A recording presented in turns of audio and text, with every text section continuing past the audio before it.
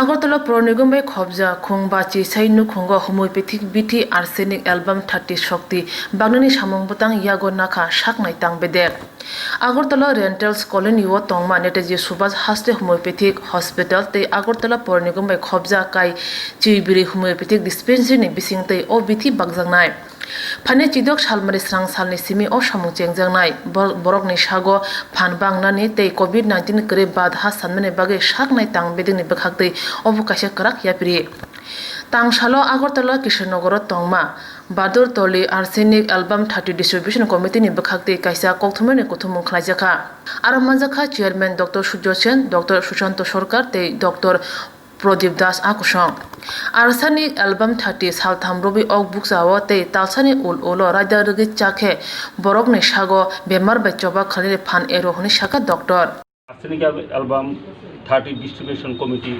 director of health services Tripura সরকারের পক্ষ থেকে আমার সাংবাদিক ভাইদের প্রচার মাধ্যমকে আমি আমার এখানে অভিনন্দন জানাচ্ছি। তো আপনারা জানেন যে আমাদের শুধু ভারতবর্ষ না সারা বিশ্ব করোনার প্রভাবে মহামারীর কবলে আজ পড়েছে।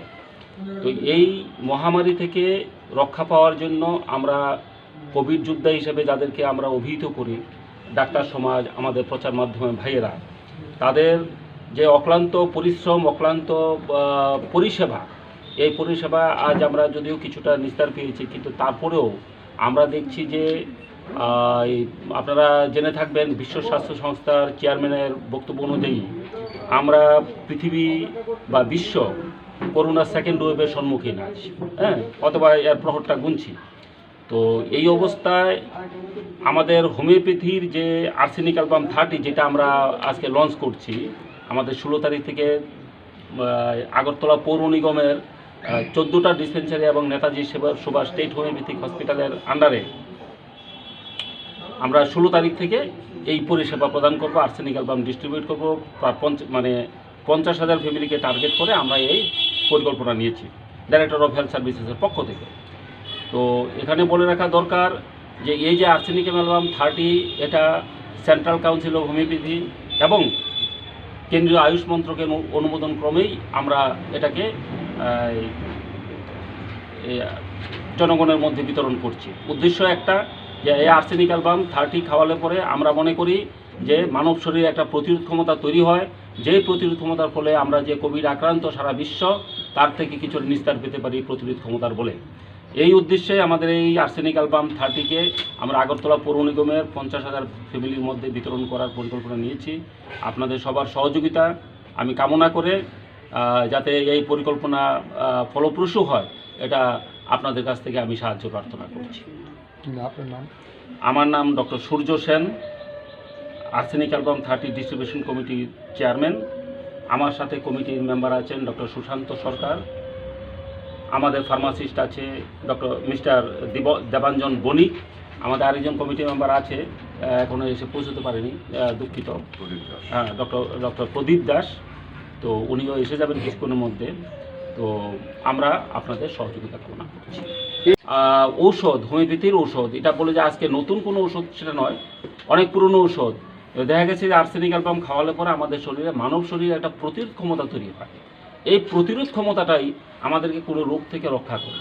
এবং বিশেষ করে দেখা গেছে এই যে কোভিড পিরিয়ডে আমরা দেখেছি, আমরা আপনারাও শুনে থাকবেন, শুধু ভারতবর্ষ নয় পৃথিবীব্যাপী বিভিন্ন দেশে এবং আমাদের ভারতবর্ষের বিভিন্ন রাজ্যে এই ওষুধ প্রয়োগ করে আমরা এটার ফলটা পেয়েছি।